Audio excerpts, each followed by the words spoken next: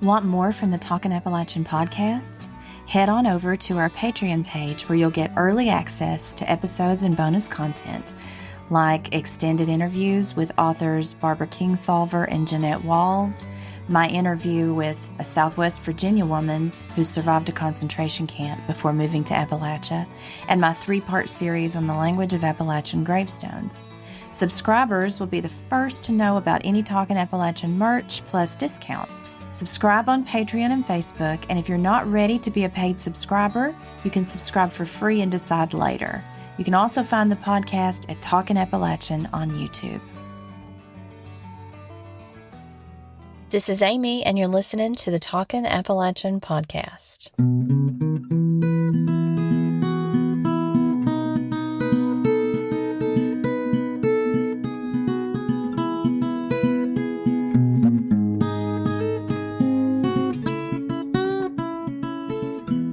Today, we're going to talk about an Appalachian custom that is associated with grieving the dead, and it's called telling the bees. This is an old custom, and it's a practice that crossed oceans with settlers.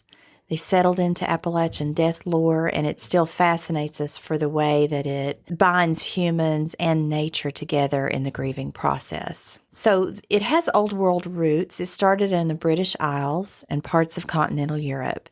And for centuries, people believed bees weren't just insects, but spiritual companions. They believed them to be messengers between this world and next, much in the same way that people regard birds. Cardinals are considered messengers between the dead and the living. Because of this, any major family news, especially a death, had to be told to the household bees. If they weren't informed, then folklore warned they might stop making honey, swarm away, or even die. I remember sitting on the porch with my great-grandmother, and there was a type of bee that would hover over you like a helicopter, and it almost looked like a yellow jacket, but she told me it wasn't a yellow jacket. It was called a news bee, and I did look this up in preparation for the podcast, and it's called a good news bee. It's often referred to, but it's a hoverfly, and it does resemble a yellow jacket, but it's noted for being a pollinator, a vital pollinator in ecosystems. It also symbolizes good luck and good news. So, I guess it's called a hoverfly because it literally will hover right nearby. And Mama would say, he's bringing you news. There's something he's telling you. And so I never see a hoverfly without thinking about that and thinking, oh, they're friendly, they're bringing us messages. On the other hand, black news bees are associated with warnings, I guess because of the color that's associated with funerals. So the ritual varied and depending on the bee, but sometimes a beekeeper would drape the hive with black cloth when someone passed away. And then a family member would visit and knock gently on the hive and say, little bees, your master is dead. Now at weddings, the news might be shared joy, and the bees were even offered a piece of cake or a drop of wine. So the practice was simple, and that was that bees were part of the household and deserved respect. So when the Scots-Irish and English, Welsh, and German families came to Appalachia in the 18th and 19th centuries, they brought their seeds and their tools, but they brought their traditions. They brought their music. Beekeeping was pretty common because honey was the main sweetener before refined sugar, and with it came the old beliefs. In Appalachian folk culture, we have lots of death rituals covering mirrors because mirrors were believed to be a gate. The soul could be trapped in a mirror. Stopping clocks, sitting up with the dead, and then telling the bees. And it naturally fit into that belief that nature is alive with spirits and signs. It sort of goes along with reading the signs. We've talked about this before on the podcast. Reading the signs, living by the signs, planting by the signs. Folklorist Richard Chase, who collected mountain tales in the mid-20th century, recorded elders recalling how bees had to be told of deaths or marriages, quote, lest they take offense. In eastern Kentucky, One woman remembered her grandmother tying black ribbon around the hives when her husband died, and she said, quote, "They must be in mourning too." In western North Carolina, oral histories mention families feeding the bees bits of funeral cake or drops of whiskey at wakes, believing it kept the hive strong and loyal. And in Virginia's coal fields, old-timers remember that telling the bees was as natural as ringing the church bell. You know, they would ring the church bell. The number of rings would correlate with the age of the deceased, but it was as natural as doing that. It was simply a part of how you marked the passing of a loved one. Now, these stories are reminders that Appalachia wasn't isolated, in spite of the fact that people still like to say that Appalachia is isolated. But Appalachia continued these old world traditions and adapted them to life in the mountains. So the bees were like kinfolk. You know, they were intertwined with the fate of the people living there. And even today, you might hear of beekeepers in the mountains whispering to their hives, whether it's out of superstition or reverence for the bees.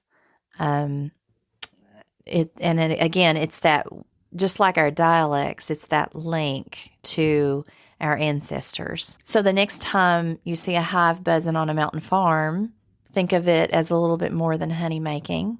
Think of it as a quiet witness, listening for the joys and sorrows of the family nearby. And think about telling the bees as a tradition that's as old as the hills. I want to share with you a poem, a lovely poem written by Jane Hicks about telling the bees on the occasion of Appalachian novelist James Still's death. James Still Leaves Wolf Pen by Jane Hicks. Trembling, I listened. The summer sun had the chill of snow, for I knew she was telling the bees of one gone on the journey we all must go. John Greenleaf, Whittier. Did anyone think to tell the bees? Beltane dawned, and they were busy at fence rows, hung with blackberry lace and honeysuckle twining sweet. Did anyone think to drape the hive? Hang an inky crepe upon the skep? Beltane bloomed. Were May baskets, the bright morning custom, confused with memorials? Did anyone think to tell the bees? They surely were the playfellows of his youth, who danced maypoles on Beltane morn, clothed in garments of ballads. Did anyone think to lift the hive?